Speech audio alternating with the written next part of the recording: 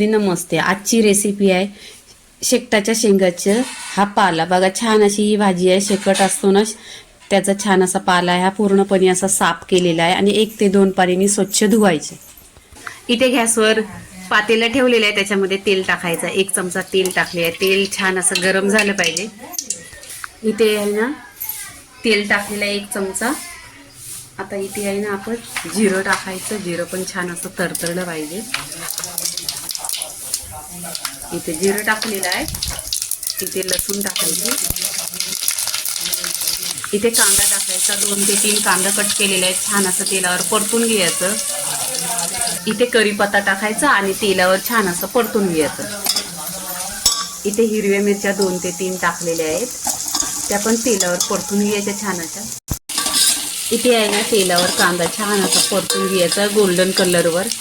टाकायचं 1 ते 2 टोमॅटो आहेत. टोमॅटो छान असं परतून घ्यायचं. टोमॅटो परतलं काही तर मीठ टाकायचं चवीनुसार.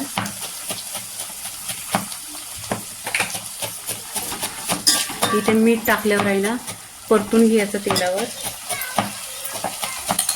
इथे मी मिरचीचा ठेचा बनवलाय. लसूण आणि हिरवी मिरची आणि अद्रक 2 ते 3 चम्मच हा टाकून घ्यायचा.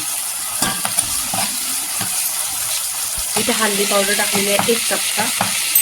मिक्स करून घ्यायचे आणि इथे आहे ना ही भाजी आहे ना छान अशी घेतलेली आहे आणि वरती आहे ना कट पण करून घेतलेली आहे. ती तेलावर परतून घ्यायची ना अशी ढाकून गॅसवर स्लो गॅसवर 10 मिनिटं छान अशी परतून घ्यायची. आणि तुम्हाला असा हिरवा कलर पाहिजे तर ह्याच्यावर ढाकण नाही ठेवायचं. आणि जर कलर हिरवा नको आहे तर ढाकण लावून 10 मिनिटं स्लो गॅसवर भाजी शिजवून घ्यायची.